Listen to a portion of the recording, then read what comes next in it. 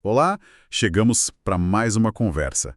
Hoje o nosso foco é planejamento estratégico empresarial. A gente mergulhou num guia bem completo sobre o tema e a nossa missão aqui é, assim, extrair o ouro, sabe? Aquilo que realmente ajuda a direcionar uma organização de forma eficaz. Logo de cara, o material traz uma analogia ótima. Pensar no planejamento estratégico, o PE, como um GPS mesmo para a empresa. Ajuda a saber onde se está, o ponto A, né? E onde se quer chegar, o ponto B. E, claro, qual a melhor rota para isso. E tem aquela frase, né? Aquela que impacta. Falhar em planejar é planejar o fracasso.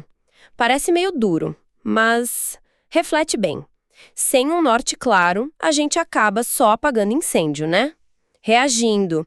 E isso não leva a crescimento sustentável. Mas como o material define esse planejamento estratégico de um jeito concreto? Olha, a definição que eles trazem é a de um processo estruturado, sabe? Para a organização entender onde ela está, agora, definir onde quer chegar e principalmente qual o caminho para isso. Isso passa por transformar a visão em metas específicas e identificar prioridades, desenhar planos de ação, tudo para ter resultado consistente, duradouro. Quer dizer, não é só um documento que fica engavetado. É mais um exercício contínuo, né? Intencional. Exige pensar estrategicamente, olhar o sistema todo, alinhar os objetivos, o dia a dia e, claro, as pessoas. O time. Exatamente. E um ponto-chave que o material ressalta é que gestão não é linha reta, né? Não é ciência exata. O planejamento estratégico ele não vai eliminar o risco. Imprevistos acontecem, faz parte. Mas o que ele faz é preparar a empresa, deixar ela mais pronta para lidar com esses desafios de forma inteligente, com estratégia, com dados, com análise. Sabe, sendo bem realista sobre o que dá conta de fazer. Faz muito sentido. Ajuda a não gastar energia à toa, né?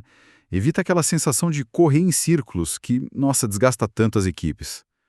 No fim, parece que amplifica mesmo a capacidade de transformar a ideia em resultado palpável. E um ponto crucial que o guia bate bastante na tecla é que o processo tem que ser vivo, dinâmico. Não adianta planejar em janeiro e esquecer até dezembro. Tem que ter revisão periódica. Para ajustar o plano, sabe? O mercado muda, a concorrência muda, coisas internas mudam. É como recalibrar o GPS no meio da viagem mesmo. Essa ideia do dinamismo é fundamental. E para dar uma cara para isso, o material usa uma imagem que eu achei bem interessante. O tripé do planejamento estratégico. Tipo um banquinho de 3 pernas, né? Se uma bambear, tudo desequilibra. Quais são essas pernas? São 3. Indispensáveis, precisam estar firmes e, mais importante, conectadas. A primeira perna são as metas, os alvos, claros, específicos e, olha, mensuráveis. É o nosso ponto B, o destino. A segunda são as prioridades e planos. É o como chegar lá. As iniciativas-chave, os planos de ação bem detalhados. É a rota. E a terceira perna, que segura tudo isso, é o time engajado. As pessoas, a equipe que vai colocar a mão na massa, alinhada, comprometida, motivada. É o motor da coisa toda. Isso me faz pensar. Essa terceira perna, o time, né? Parece que muitas vezes é aí que a coisa pega. A gente vê a empresa com meta lá no alto, plano bonito no papel, mas na hora H, patina. Falta o time comprar a ideia de verdade. Por que será que é tão crítico e tão difícil? É um ponto excelente, né? O material sugere exatamente isso. Sem um time que realmente abraça a causa, meta e plano viram teoria. Fica só no papel. A execução falha. Por isso é tão importante não só definir, mas comunicar. Muito. Documentar como as metas e os planos se conectam e criar momentos, tipo esses eventos de lançamento que o guia cita, para trazer todo mundo junto desde o começo. Engajamento não brota do nada, né? Tem que ser cultivado. Intencionalmente. E se a gente focar um pouco na primeira perna, nas metas, como o material define a meta nesse contexto do PEA? Então, a meta é esse alvo. Específico, mensurável, é o que direciona o esforço. E o ponto-chave é: meta sem plano é só um desejo. vira intenção. A analogia que usam é ótima. Jogar dardo sem alvo.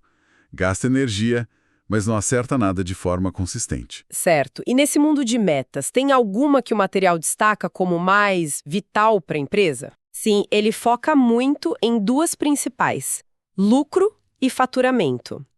O lucro aí entra rentabilidade, margem, é visto como objetivo número 1, essencial para a empresa se sustentar, reinvestir. O faturamento, o volume de vendas, claro que é importante, mas é secundário ao lucro, pensando na saúde financeira de verdade a longo prazo.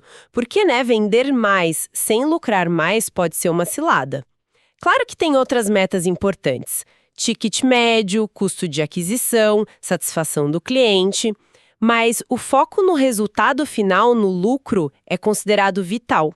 E para a meta funcionar bem, para ser eficaz, que características ela precisa ter? O guia aponta algumas cruciais. Primeiro, o equilíbrio. Tem que ser desafiadora para motivar, mas Realista. para não frustrar. Achar esse ponto ótimo. Precisa ser quantitativa, para poder medir. Clara, todo mundo tem que entender. Documentada, formalizada e, muito importante, contextualizada. Levar em conta o setor, o histórico da empresa, a capacidade que ela tem hoje. E olha, definir meta não pode ser no achômetro. A recomendação é clara: usar dados históricos, se comparar com o mercado, fazer o tal do benchmarking, analisar o cenário. Uma prática bem interessante que eles sugerem é trabalhar com 3 faixas de meta, 3 cenários. Um nível 1, mais conservador, mais alcançável, para garantir o mínimo, dar confiança. O nível 2, que é a meta principal, realista, equilibrada, o alvo mesmo. E um nível 3, desafiador, ambicioso, para puxar o time para cima, estimular ao máximo. E para acompanhar isso, os indicadores financeiros mais citados são faturamento e margem operacional. Muitas vezes usam o EBITDA para medir isso, que mostra o quanto a operação gera de caixa, antes de um monte de coisa: juros, impostos, etc. É um bom termômetro da saúde operacional. Entendi. Mas a meta tá lá, bem definida. Como fazer para ela conectar com o time? Para gerar aquele sentimento de essa meta é minha também. Olha, o caminho passa por construir uma cultura, onde a responsabilidade pelo resultado, principalmente o lucro, é mais distribuída. Isso envolve ser transparente, mostrar como bater a meta beneficia todo mundo, não só a empresa, mas as oportunidades de carreira, as condições de trabalho, treinamento, até a remuneração variável, se existir. E a liderança, papel insubstituível: dar feedback sempre, reconhecer o esforço, o resultado, manter a comunicação fluindo, alinhar as expectativas. É criar um senso de propósito junto. O material também alerta para erros comuns que, podem jogar tudo por água abaixo. Tipo, definir meta sem plano de ação junto, ou meta impossível fora da realidade, não comunicar, não engajar o time. E um clássico: focar só em faturamento, esquecer da lucratividade. Exemplos de metas boas seriam, atingir lucratividade de 20% sobre o faturamento, ou alcançar 10 milhões de lucro líquido no ano, ou faturar 220 milhões de reais com margem EBITDA de 50%. São específicas, medem o que importam e conectam volume com rentabilidade. A primeira é de um professor que eu tinha, que falava o seguinte: as palavras não são impunes, elas advogam a seu favor ou contra. Clareou bastante essa parte das metas. Agora, vamos para a segunda perna do tripé: prioridades e planos. Como o material liga essas duas coisas? As prioridades são vistas como as alavancas estratégicas. São as grandes frentes de trabalho que vão dar mais resultado, mais impacto. E os planos de ação, eles são o detalhe do como, as iniciativas, as tarefas mesmo, para mexer nessas alavancas e alcançar as metas. A ideia central é: toda meta importante precisa ter um ou mais planos claros, com dono, com prazo. Para não ficar só no discurso, né? Para acontecer. E o que eu achei bem interessante foi a apresentação das 7 alavancas de crescimento. É um modelo que eles sugerem principalmente para PMS, para pequenas e médias, São elas: 1. Expansão de demanda, mais cliente, mais lead.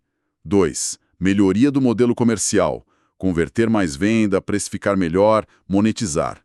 3. Eficiência operacional, melhorar margem, cortar custo, ganhar escala. 4. Time e liderança, fortalecer a equipe, formar líder, melhorar a execução. 5. Expansão de mercado, ir para outra região, outro segmento, outro canal. 6. Capital e equity. Buscar investimento, otimizar o capital, fazer parceria. E 7. Produto e inovação. Criar coisa nova, melhorar o que já existe, se diferenciar. Nossa, são muitas frentes mesmo. Mas aí tem um risco, né? Tentar abraçar o mundo e não fazer nada direito. O material dá alguma dica de como escolher onde colocar a energia? Como priorizar essas alavancas todas? Exatamente. A dispersão é um perigo. A ferramenta que eles recomendam para isso é a matriz de priorização. É um modelo visual, simples, mas olha, muito poderoso. Ele cruza duas coisas para cada iniciativa: o potencial de resultado, o impacto que ela pode dar, contra o esforço mais a complexidade, o quão difícil ou demorado é para fazer. Isso divide tudo em 4 quadrantes. Primeiro, as vitórias rápidas, os quick wins, alto impacto, baixo esforço. Essas são as frutas baixas. Tem que atacar logo para gerar resultado e moral rápido. Depois, as grandes apostas, os big bets, alto impacto, mas alto esforço também.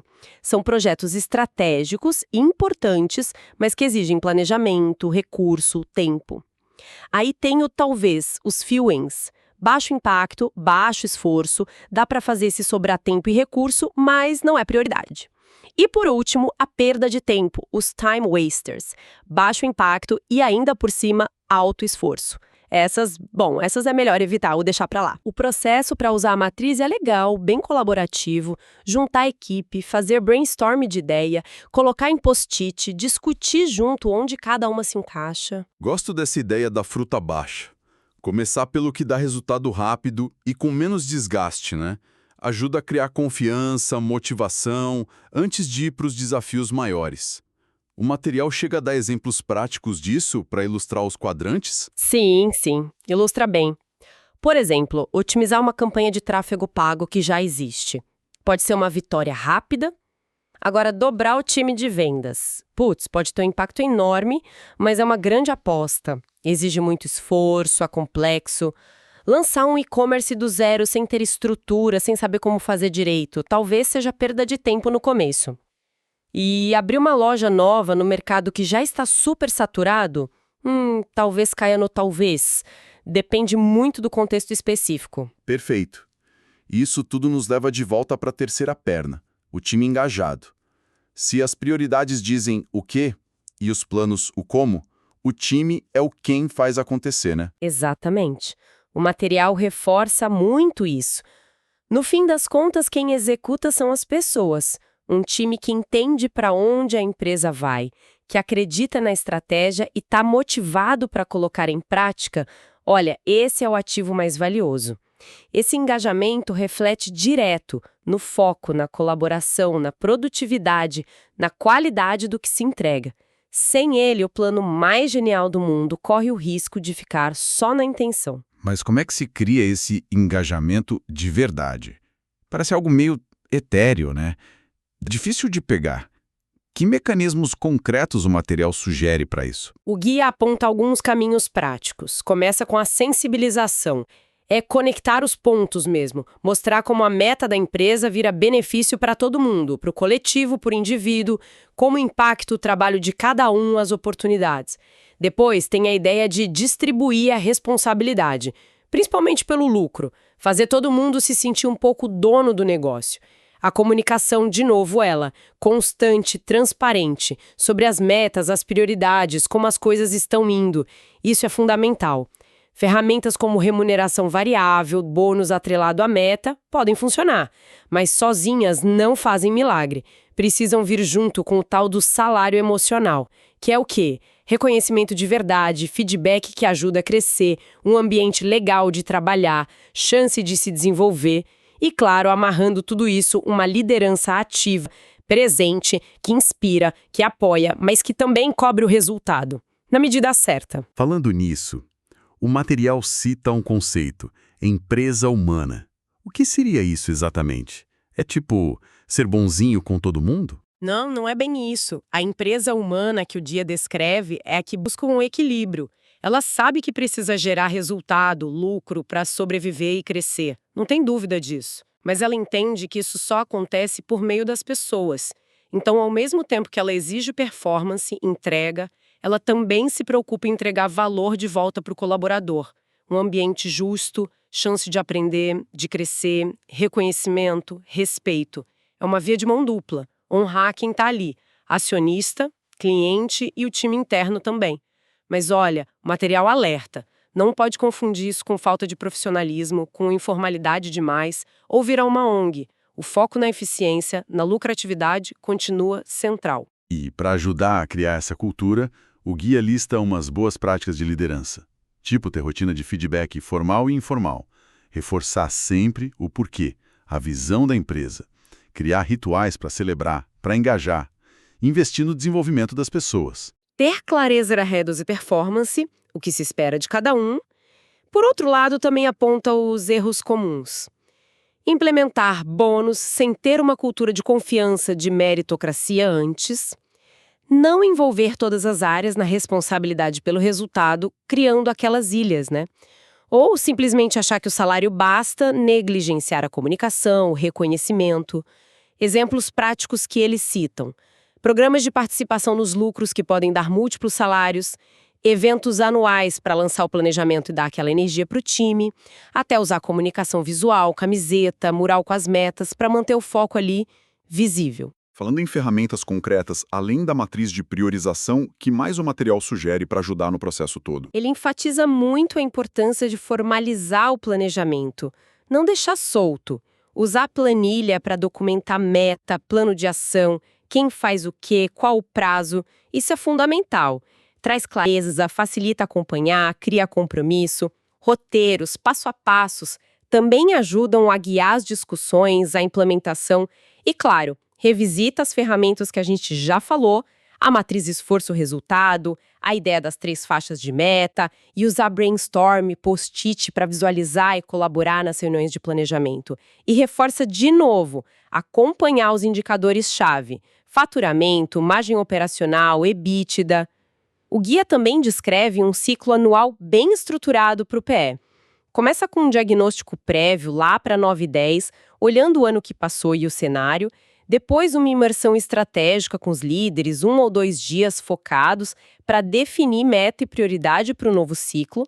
Aí vem a formalização, colocar tudo no papel, no sistema, um evento de lançamento em janeiro para comunicar e engajar o time todo, o acompanhamento contínuo, com reuniões mensais de resultado.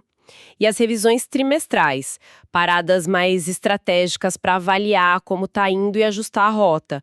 Sugerem abril, julho, outubro. A mensagem principal é essa: o plano não pode ser uma foto estática, tem que ser um filme, um organismo vivo.